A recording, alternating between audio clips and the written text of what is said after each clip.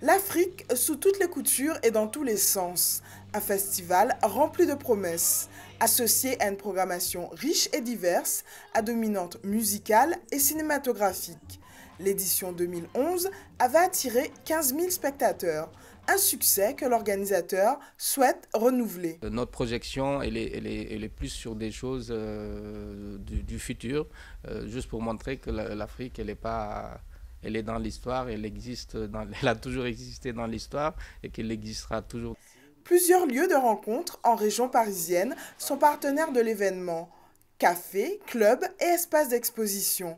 Célébrer l'Afrique dans des lieux de la capitale où la présence afro-caribéenne est forte, un défi plus que logique. L'Afrique a besoin d'être célébrée partout dans le monde, hein, déjà en Afrique, parce que je pense que la culture aussi est un moyen de rapprochement des peuples. De nombreux musiciens et chanteurs ont été conviés à marquer de leur patte artistique la célébration de la Guinée, une participation qui ne date pas d'hier pour certains d'entre eux. Le festival L'Afrique dans tous les sens, c'est un festival qui a son sens au sens pluriel, qui diversifie et tous les fils du continent africain participent.